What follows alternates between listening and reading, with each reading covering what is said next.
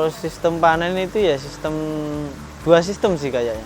Ada yang bibit itu ada yang dijual tergantung pedagang juga sih. Yang beli itu maunya apa. Cuma yang lebih efisien itu yang hitungan biji. Ya kalau per biji itu kan lebih mengetahui jumlah ikan juga kan. Halo sahabat, selamat datang kembali di channel Suksespedia. Dalam kurun waktu beberapa tahun terakhir, budidaya ikan lele telah menjadi salah satu ide bisnis yang banyak digandrungi oleh para pembisnis. Alasannya, karena budidaya ikan tersebut membutuhkan modal yang tidak banyak, namun menjanjikan untung yang cukup menggiurkan. Pengalaman dalam berbisnis pun tak banyak dibutuhkan dalam beternak ikan lele. Besarnya minat masyarakat untuk mengkonsumsi ikan lele juga membuat bisnis ini masih menunjukkan peluang kesuksesan yang cerah.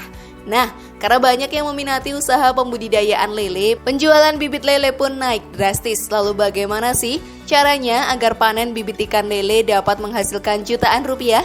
Kalian penasaran? Simak video ini hingga akhir untuk menemukan jawabannya. Inilah dia proses panen bibit ikan lele, hasilkan jutaan rupiah sekali panen. Namun sebelum lanjut, klik dulu tombol loncengnya ya biar kalian gak ketinggalan info baru dari channel ini. Ya kalau panen sih ya disortir lagi ya, disortir lagi. Pertama kali disortir, kan tahu ukuran berapa. Nanti kalau udah habis sortir baru dihitung. Akhir kalau bibit sih nggak ada sih ya. Berarti Semua bisa dijual. tergantung ukurannya. Iya, tergantung ukurannya. Di ukuran 5 ke atas. Rata-rata di ukuran 5 ke atas. 5, 6, 7. Semakin kalau harga itu semakin besar semakin mahal sih. Patokan itu diukur 5. Patokan harga diukur 5. Hitungannya biji tetap biji ya. Kalau saya bisa panen itu paling cepat 40 hari lah, 40-45 itu paling cepat. Kalau sekali panen ya bisa sampai 500 itu juga bisa sih. 500.000 ekor itu. Pemberian pakan. Hal pertama sahabat yang harus diperhatikan agar panen bibit lele melimpah adalah pemberian pakan. Pastikan juga untuk rutin memberi pakan ikan sebanyak 3 kali sehari, yaitu pukul 7 pagi, pukul 5 sore, dan pukul 10 malam. Jika masih banyak ikan lele yang mendongkangkan kepala untuk makan, kamu bisa menambah porsinya. Namun jangan sampai kebanyakan karena bisa menimbulkan penyakit. Hal terpenting yang harus kamu ketahui ketika sedang budidaya ikan lele adalah pemberian makanan yang tepat. Pemberian pakan yang tepat dapat membuat ikan lebih cepat tumbuh besar, sehingga dapat lebih cepat dijual. Salah satu cara agar ikan dapat tumbuh lebih cepat adalah dengan memberikan pakan alternatif, baik itu yang alami ataupun pakan buatan. Cacing adalah jenis pakan yang sangat baik diberikan pada ikan. Jenis cacing yang cocok diberikan sebagai makanan lele adalah cacing sutra atau cacing tanah. Hal tersebut karena cacing mengandung protein yang sangat tinggi, bahkan lebih tinggi dibandingkan dengan daging kambing atau sapi. Namun pemberian cacing pada lele biasanya akan membuat air menjadi lebih cepat keruh. Oleh karena itu, cacing harus dibersihkan terlebih dahulu sebelum diberikan pada ikan lele. Selain cacing, banyak juga loh sahabat pakan alami yang lainnya. Pakan lele sebenarnya tidak harus alami asalkan bernutrisi seimbang.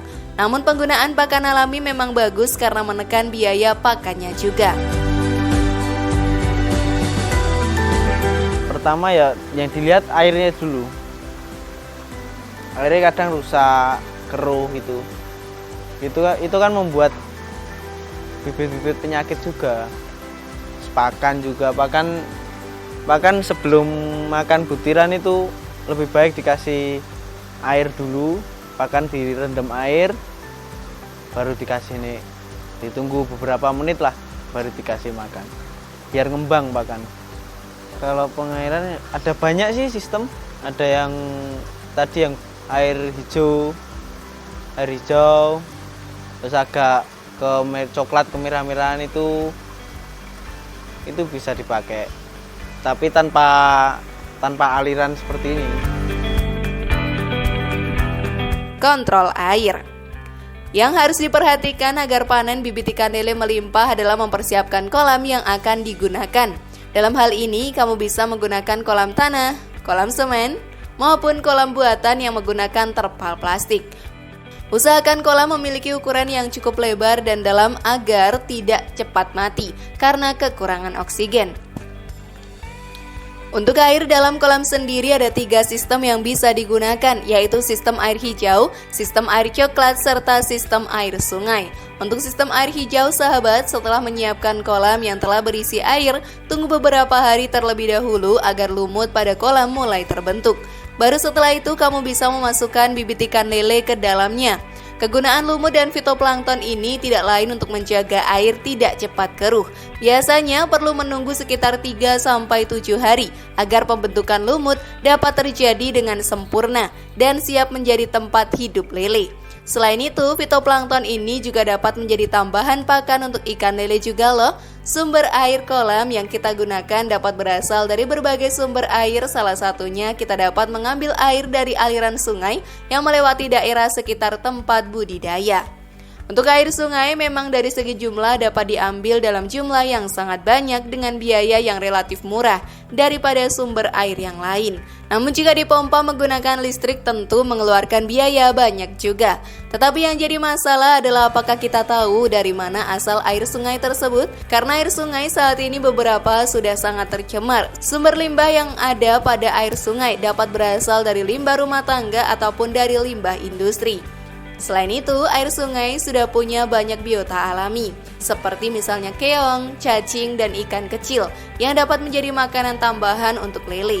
Jadi, sistem penggunaan air sungai ini dapat meminimalisir kanibalisme dan kematian ikan lele dalam kolam ya sahabat.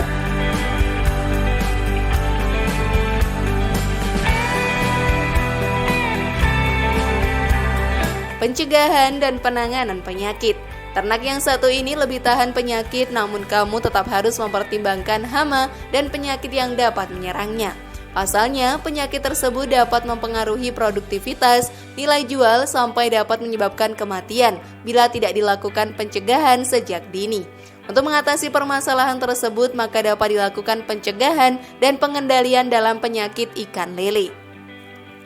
Penyakit lele sahabat biasanya berupa jamur, parasit, ataupun predator. Hal ini dapat diminimalisir dengan cara menjaga kualitas air kolam, tidak memberi makan terlalu banyak, serta tidak menebar ikan terlalu banyak dalam kolam yang sempit. Kemudian jika ada ikan yang terlihat sakit, segera sortir saja sebelum menulari yang lainnya. Selain itu, ikan yang sakit juga harus segera diobati dengan obat seperti PK dan Fura. Kalau saya sih termasuk walaupun hasil minim itu tetap untung kok. Mungkin kerugiannya cuma 5% atau 10% gitu doang. Satu biji di dalam ukur 5 ya. Gitu. Itu kalau sekarang mungkin sih harganya 120-an rupiah. Kalau masalah waktu panen itu sih ya nggak ada sih. Ya kalau dulu sih pernah, di waktu pertama-tama dulu pernah nggak panen itu pernah. Cuma yang kalau di tahun ini sih baru kemarin itu cuma panen 230 apa berapa itu. Hasilnya itu kerugian cuma 5% lah mungkin. Rata-rata kalau kerugian itu ya di di penyakit. Kalau terserang penyakit itu sih.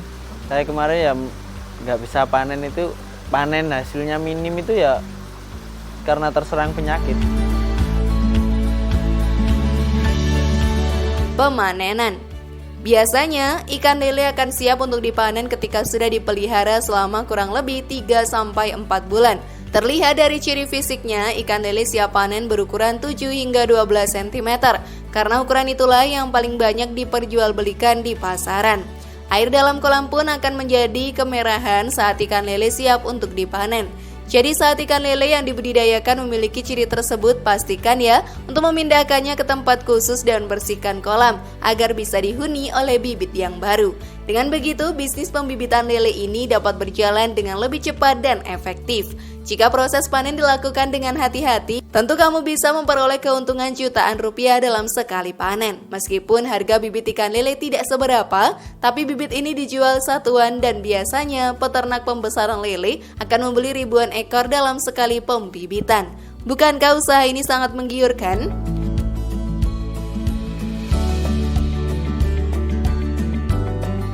Bagaimana sahabat, siapkah kamu memanen bibit ikan lele agar untung jutaan rupiah? Share pendapat menarikmu di kolom komentar ya. Semoga informasi tadi bermanfaat. Terima kasih sudah menyaksikan channel kami. Mari membangun channel Suksespedia dengan cara klik tombol subscribe, like, share, dan aktifkan tombol loncengnya. Jangan lupa tonton video yang lainnya ya.